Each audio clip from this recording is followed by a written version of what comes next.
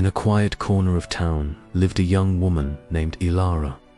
She was a potter, and her hands, though often covered in clay, moved with a gentle grace that belied the strength within them. But lately, a shadow had fallen over her spirit. The vibrant pots she once created now sat dull and misshapen, each one a monument to her frustration. Her dream of opening her own little shop felt like it was crumbling, just like the cracked clay in her discard pile. One afternoon, her grandfather, a kind old man named Silas, found her staring blankly at a lump of unformed clay on her wheel. He didn't say a word, just picked up a simple, sturdy wooden bow that he used for his archery practice. He handed it to Ilara. "Pull the string back," he said, his voice calm and steady. Ilara, confused, took the bow. She hooked her fingers around the string and pulled. The bow resisted, groaning as the wood bent. The tension grew, vibrating through her arms. It felt like it was on the verge of snapping. "It's going to break, Grandpa," she said, her voice trembling slightly. "Just a little more," he encouraged. "Feel that tension. That's potential energy. It's stored power, waiting to be released."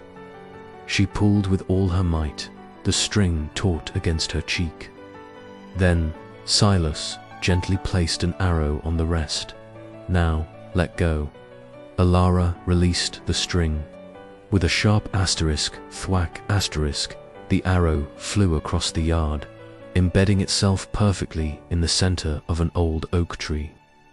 The bough, once bent to its limit, sprang back to its original shape, unharmed and quiescent. Silas smiled. "See, my dear, that's the physics of resilience. Sometimes life pulls you back with difficulties and challenges. It creates tension, pressure, a feeling that you might just break. But that tension isn't meant to destroy you. It's building up potential." He gestured toward her potter's wheel. "You feel pulled back, stretched thin. You think you're failing.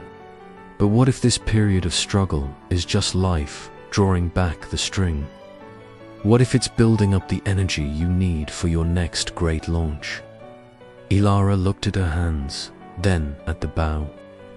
The analogy began to click into place. The pressure, the strain. It wasn't a sign of her breaking, but of her preparing. Silas continued, "The Bible talks about this, you know. In James chapter 1, it says, 'Consider it pure joy, my brothers and sisters, whenever you face trials of many kinds, because you know that the testing of your faith produces perseverance.'" That testing is the tension, Ilara. It's the pulling back of the bowstring. It's not meant to shatter you, but to strengthen your faith, to build your perseverance so you can fly straight and true. The next day, Ilara returned to her studio with a new perspective. She sat at her wheel and took a deep breath. As she began to center the clay, she remembered the feeling of the bowstring. The pressure from her hands was no longer a force of frustration, but a purposeful act of shaping. When the clay resisted, she didn't fight it. She worked with it, applying pressure, then releasing, guiding it with a newfound patience. There were still moments of struggle. A wall would collapse, a shape would be lost. But instead of despair, Ilara would take a breath, remember the arrow, and start again. She thought of Joseph, sold into slavery by his own brothers, forgotten in a dungeon. The tension in his life must have felt unbearable. Yet, that very journey was God drawing back the bowstring. When the moment came, he was released into a position of power, saving nations from famine. He told his brothers, "You intended to harm me, but God intended it for good." Days turned into weeks. Ilara's discard pile shrank, and her shelves began to fill with beautifully crafted pots, each one telling a story of tension and release. They were stronger, more refined than anything she had made before. There was a character in them, a resilience baked into the very clay. One evening, as the sun set, painting her studio in hues of orange and gold, she held up a finished vase. It was her best work yet. Silas walked in, a proud smile on his face. "You see," he said softly, "the tension was necessary. It stretched you, but it didn't break you. It made you stronger. That's what it means to become." The Bible reminds us in Isaiah, "Those who hope in the Lord will renew their strength. They will soar on wings like eagles. They will run and not grow weary.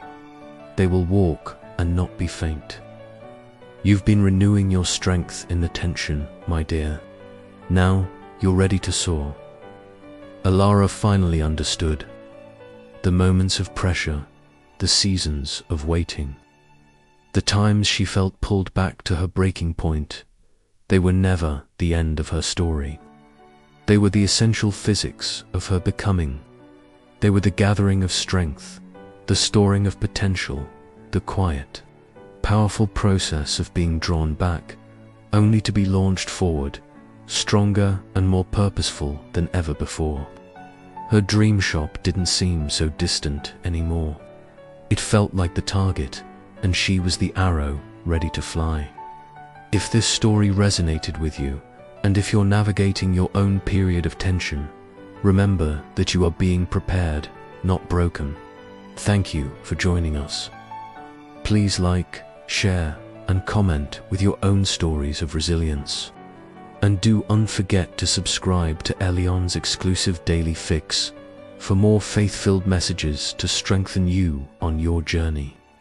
We'll see you next time.